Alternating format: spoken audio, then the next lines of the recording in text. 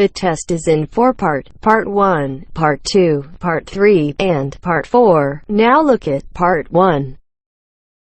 Part 1.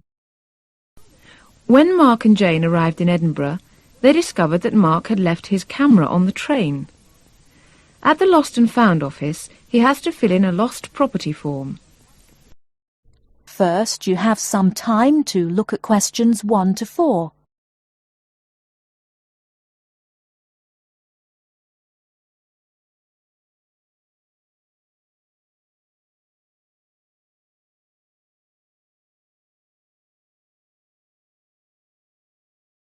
Now we shall begin. You should answer the questions as you listen, because you will not hear the recording a second time. Listen carefully and answer questions 1 to 4. Good evening, sir. Can I help you? Yeah, I think I left my camera on the train from London early today. Did you, sir? Oh, well. In that case, we'd better fill in a lost property form. Can you tell me your name? Yeah, it's Mark Adams. Okay. Your address? You mean in Britain or in the States? How long are you staying? Oh, I've still got a few months in Britain. Okay, then. Can you give me your address here? Right. It's 21 Thames Drive, Leigh-on-Sea. That's Leigh on Sea, Essex.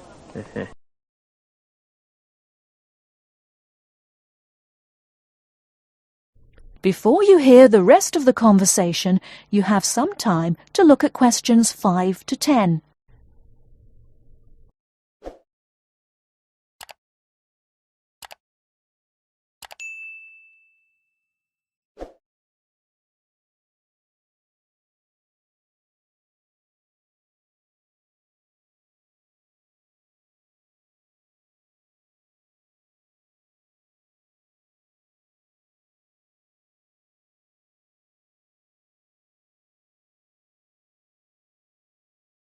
Now listen and answer questions 5 to 10. Do you want the phone number? Yes, I'd better have that. Okay, 0702 35211.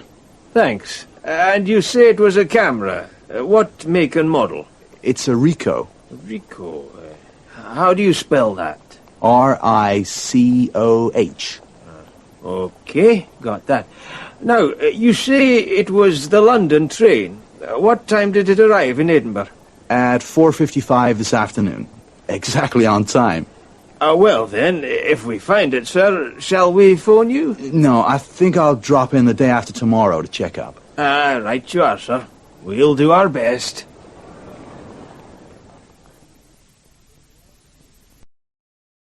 That is the end of Part 1. You now have half a minute to check your answers.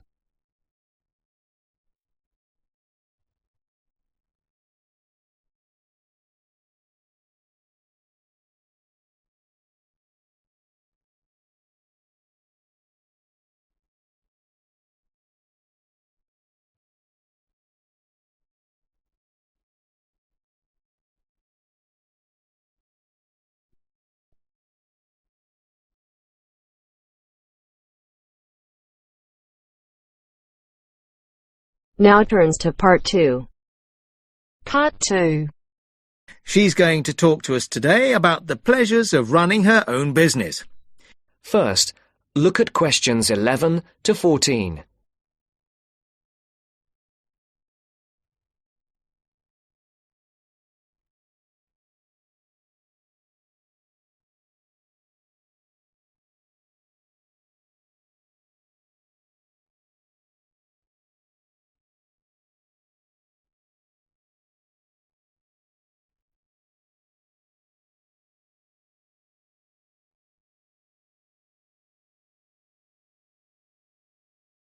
Listen carefully. Good morning and welcome to this month's Small Business Club meeting. I'm very pleased to welcome Amy Lynn, who owns and runs a catering business in the local area. She's going to talk to us today about the pleasures of running her own business. Amy. Thank you very much. Now, I started my business 2 years ago, selling very high-quality ready-made meals using all organic ingredients sourced from the local area. And I have to say, it has been the happiest time of my life, with sales doing extremely well. I've had to work very hard, and this has meant a rather limited social life. But I really value the fact that I'm my own boss, and I can decide what I do, when I think I'm ready to try something new and creative, and when to continue with what I'm doing, and so forth. Now, I got the idea to produce these dishes when I was visiting a local supermarket, and I looked at what was on offer in the ready meals section. Lots of low-quality, unhealthy packs. And I thought, I could do so much better. I discussed it with friends. Some of them thought it was a great idea, and others thought there wouldn't be a big enough market for such expensive products. But I went ahead with my idea anyway. And, as I say, it's been very successful. At the moment, I employ 2 people, one to help me with the actual preparation and cooking, and the other to work on the financial side, doing invoices and accounts and marketing. My business is expanding, but I'm not ready to employ anybody new just yet. At the moment, I'm negotiating with a local organic farmer who would like to sell my meals at his farm shop. We've already agreed that I will sell in his shop in the new year, but I just don't know how much. It probably won't be enormous. My sales in total at the moment are only about £7,000 a month, and at least for the next few months, I don't plan on increasing that. I think the thing which will make me take on new staff is if I just feel too exhausted and stop enjoying what I'm doing. And plans for the long-term future are a little vague at the moment. I've been thinking that in a couple of years' time, I'll start to sell on the internet. My sales will increase quite a bit. I won't advertise because that might mean I would expand so fast that I couldn't continue to use all organic ingredients, and I'm very anxious to go on doing that. But I think I'll need a bigger kitchen and packing area, otherwise we'll get very cramped. Before the broadcast continues, look at questions 15 to 20.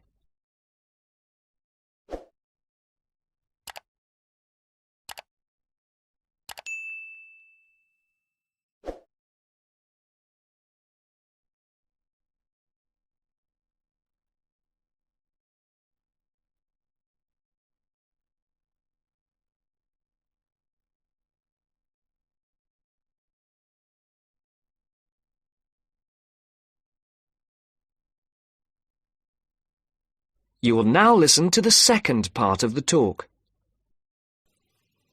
Now, I've emphasised how much pleasure I get out of running my own business, but of course, one of the quickest ways to lose heart is to try operating without sufficient capital. So, in the second part of my talk, I want to share with you how I got enough money to finance my business. The most significant part of my capital came from a grant from the Small Business Agency, or SBA, as everyone calls it. And this is how you go about getting it. The first thing you have to do is to draw up a business plan. Now, don't make this too long and complicated.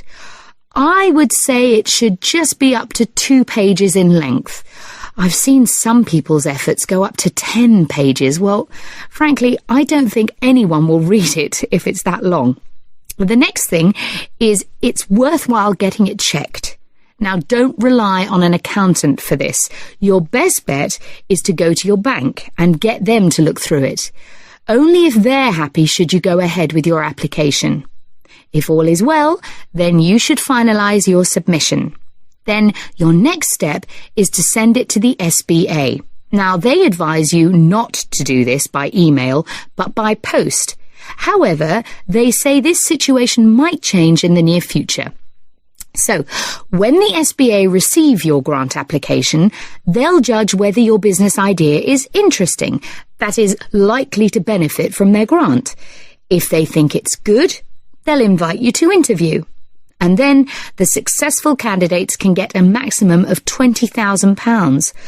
I got £18,000, which wasn't quite the top amount, but still enormously useful, as you can imagine. Now, if there are any questions, I'll be happy to answer them. That is the end of part 2. You now have half a minute to check your answers.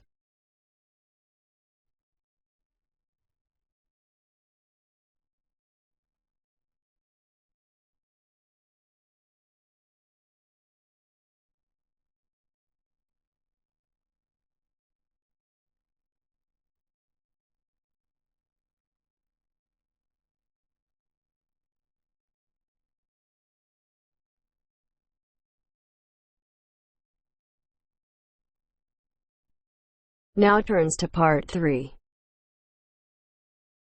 Part 3. You will hear a conversation between two students who will discuss a project they're working on together.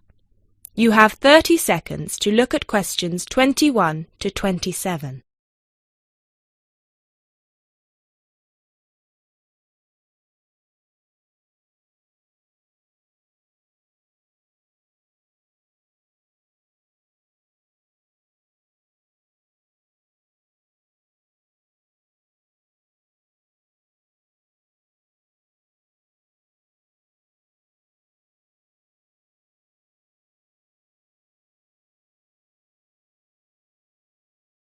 Hey Jess, glad you could make it. We've got a lot to discuss. Hi Matt. Yes, sorry I'm a bit late. I did bring all my notes with me. Yes, me too. Where shall we start? Well, I think it would be a good idea to clarify our objectives just one more time. Yes, good idea. Okay, here we are. We need to record, photograph, and identify the plant species in 10 1-square-meter plots. Does it say anything about where these plots should be and how they should be laid out? Ah, here it is. It says that all the plots need to be no more than 10 meters apart. And how do we choose them? Ah, this is the fun part. I remember this. Here we are. Make a 1-meter square frame using bamboo sticks available from the department stores. Yes, we've already done that. I know, I'm just reading the whole section. Okay. One person stands roughly in the middle of the chosen area and throws the frame. The other person uses a tape to mark out the square where the frame landed and returns frame to thrower. The thrower then turns a few degrees on the spot and throws again. The thrower must turn slightly after each throw and vary the force of the throw until after the 10th throw they are pointing in almost the same direction as the first. That sounds a bit complicated. That's only because it's all in writing. It's just a simple throw, turn, throw, turn, throw, turn until we have 10 squares. And I guess you want to do the throwing. Well, if you don't mind. I'm sure you'll be more accurate at marking the squares. Yes, I am sure I am, and I'm sure you've got a stronger throwing arm.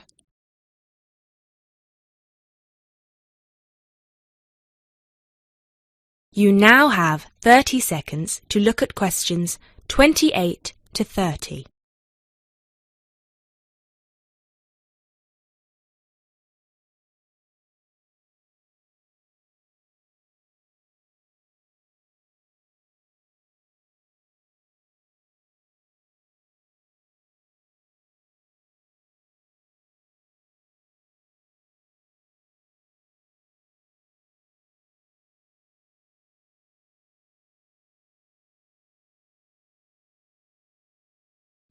Okay, good. We've got that sorted.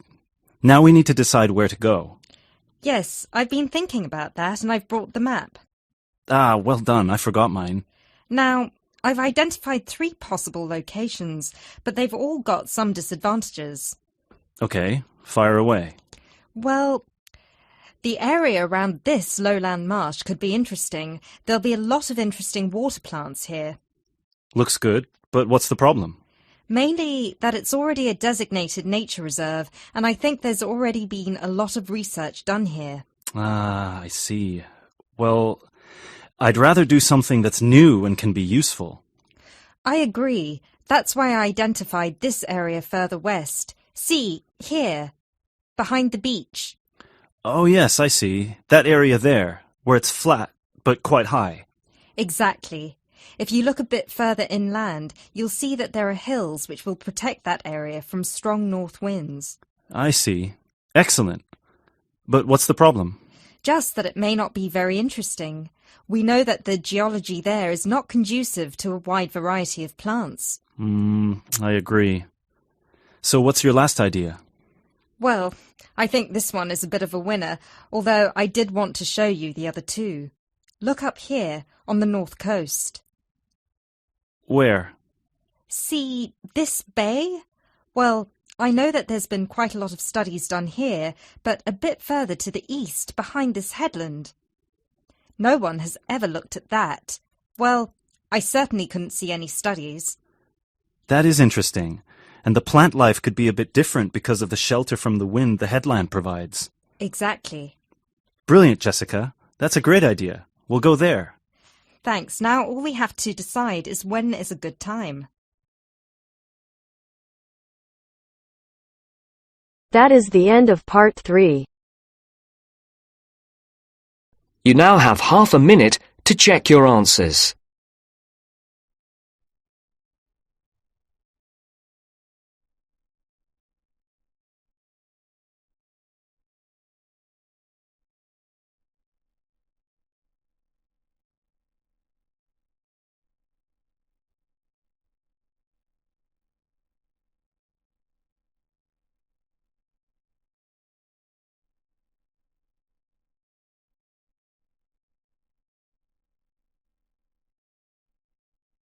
Now turns to part 4. Part 4. You will hear Rebecca Bramwell, an artist and illustrator, giving advice on how to get your first job or commission as an artist. First, you have some time to look at questions 31 to 35.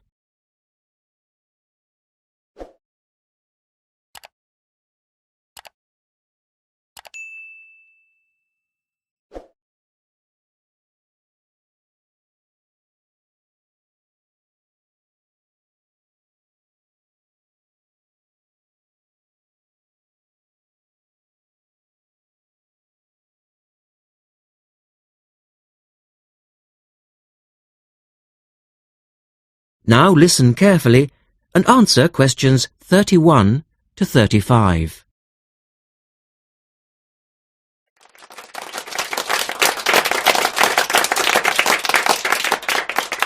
I'd like to introduce Rebecca Bramwell, an artist and illustrator who's come along today to talk to you all about getting your first job or commission as an artist.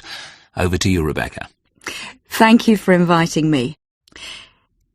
I remember when I graduated back in 1983, I was very excited about getting my first commission. My degree was in fine art, and I'd worked long and hard to get it.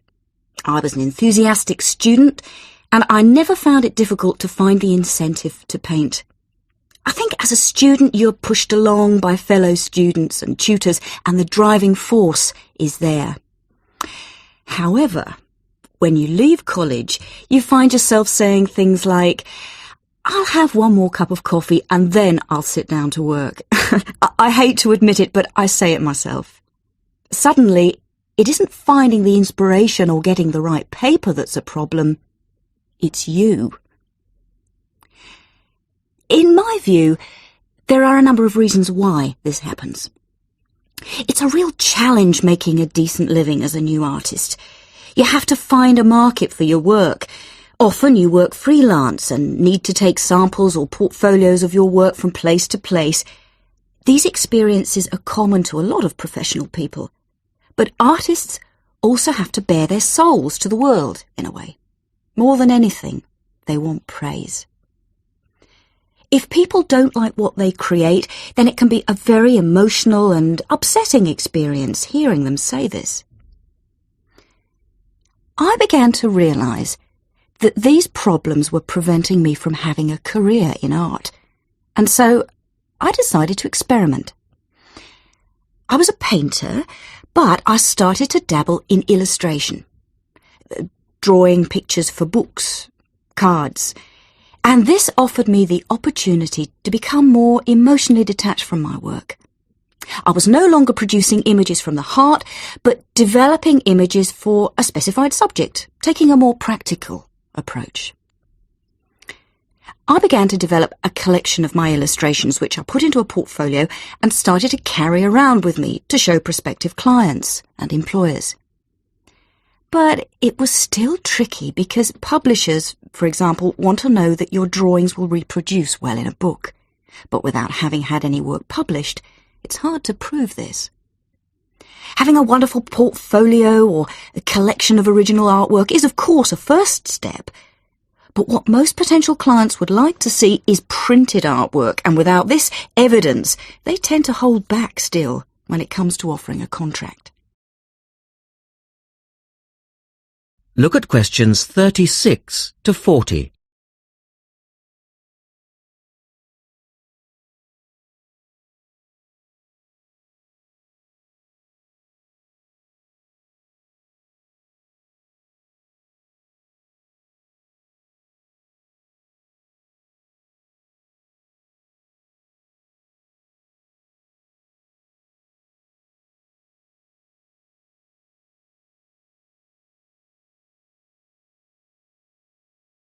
Now answer questions 36 to 40. Well, I overcame this problem in two ways. And I suppose this is my advice to you on preparing your portfolio of your best work. The first way was by submitting my work for a competition, and the one I chose was for a horoscope design and was sponsored by a top women's magazine. There are a few of these competitions each year, and they offer new illustrators an opportunity to showcase their work. The other approach I took was to design and print some mock-up pages of a book. In other words, I placed some of my illustrations next to some text in order to demonstrate how my work would look when it was printed. Perhaps I was lucky in that I had taken a degree that provided me with all-round creative skills so that I could vary my style and wasn't limited to a certain technique. Now, I think that is important. The art world and many other creative fields do try to pigeonhole people into snug boxes with an accompanying label. Now, I think you should try to resist this if you feel it happening to you. If you don't, you'll find it difficult to have new work accepted if you try to develop your style at a later stage in your career. Nevertheless, when you start out, and particularly when you're going for an interview, it's important not to confuse people by having a lot of different examples in your portfolio. One remedy for this is to separate your work into distinct categories. In my case, I did this by dividing my design-inspired illustrations from my paintings. It's then easier to analyse the market suited to each portfolio, such as magazines, book jackets, CD covers, etc. Working under two names is also useful, as it clarifies the different approaches and offers a distinction between them. I think it's been hard for artists to be recognised in anything other than the pigeonholes that they've been placed in. Luckily, these barriers are slowly being demolished. So I really do wish you all... That is the end of part 4. You now have half a minute to check your answers.